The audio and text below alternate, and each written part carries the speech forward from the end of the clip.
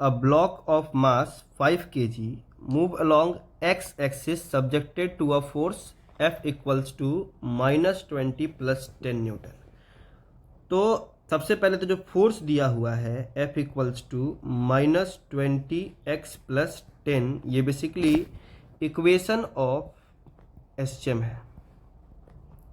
तो ये particle SHM करेगा, बट हाँ इसका मीन पोजीशन इस बार ओरिजिन नहीं होगा। तो पहले मीन पोजीशन के लिए चेक करते हैं कि वो कहाँ होगा। तो मीन पोजीशन के लिए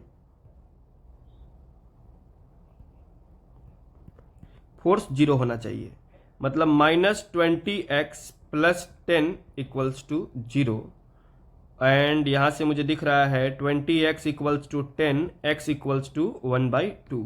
तो x = 1/2 पे इसका मीन पोजीशन होगा। तो पहले ड्रॉ करते हैं कि कहाँ ये एसएचएम कर रहा होगा। ये अपना y एक्सिस और ये अपना x एक्सिस, कहीं इधर में आएगा 1/2 x एक्सिस पे।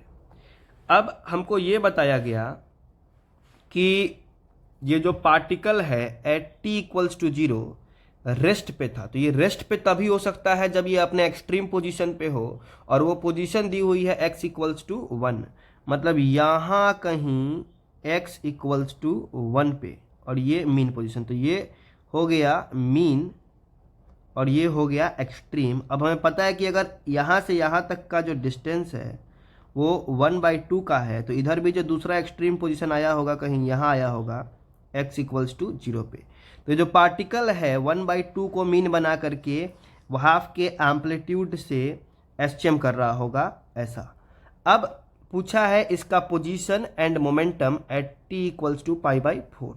तो हम पहले ट्राई करेंगे एसएचएम का इक्वेशन लिखने के लिए, और ये शिफ्टेड ओरिजिन वाले में पोजीशन होता है x = mean position that is half plus a sin ω/t plus phi.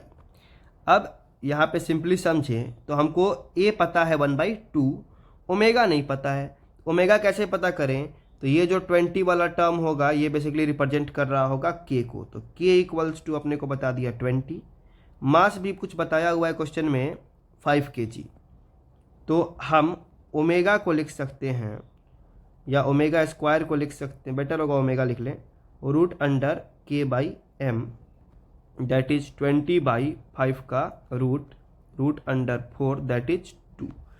अब यहाँ पे x बन गया हाफ, a की वैल्यू भी है हाफ, साइन ओमेगा की वैल्यू है 2, तो ये 2t प्लस, और ये स्टार्ट कर रहा है t = 0 पे कहीं इधर। तो जब ये एक्सट्रीम पोजीशन पे, राइट साइड वाली एक्सट्रीम पोजीशन पे होगा, तो इसका जो फेज होता है वो होता है 90 डिग्री दैट इज π/2।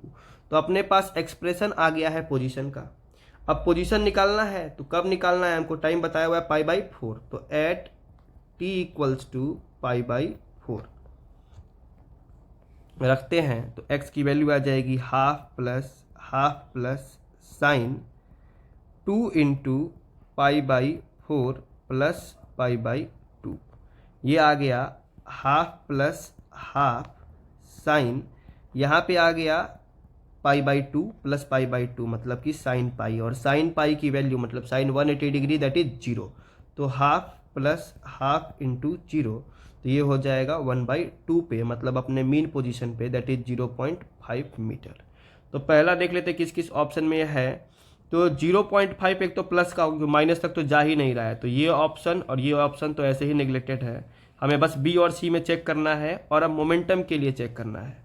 तो मोमेंटम हम ऐसे भी कर सकते हैं कि ये मीन पोजीशन पे है, तो इस टाइम पे इसकी वेलोसिटी मैक्सिमम होगी, तो ये 0 वाला ऑप्शन तो नहीं होगा। तो इतना तो श्योर है कि सी होगा, बट फिर भी मोमेंटम के लिए चेक कर लेते हैं। तो मोमेंटम के लिए चाहिए हमको p = mv। जो हमें वेलोसिटी का एक्सप्रेशन चाहिए वो कैसे मिलेगा? तो हम क्या कर दें, dx/dt कर देते हैं। x अपने आप को यहाँ दिया हुआ है, पहला हाफ का डिफ्रेंशिएशन 0, फिर 1/2 कांस्टेंट था अपना, यहाँ आ गया साइन का डिफ्रेंशिएशन cos 2t प्लस π/2, और चेन रूल जब अंदर में अप्लाई करेंगे तो 2t का डिफ्रेंशिएशन आ जाएगा 2, तो क्या मैं उसको इधर मल्टीप्लाई कर लूँ, और π/2 का 0। तो ये आ गया v का एक्सप्रेशन अपने पास। ये 2 से 2 कैंसल हो गया और बचा अपने पास cos 2t plus pi by 2। Momentum के लिए एक्सप्रेशन हो जाएगा mv, तो मास 5 दिया हुआ है तो 5 cos 2t plus pi by 2। दूसरा अपने को टाइम पता है, इस बार फिर से पाई बाई 4, तो रख देते हैं मोमेंटम के लिए 5 cos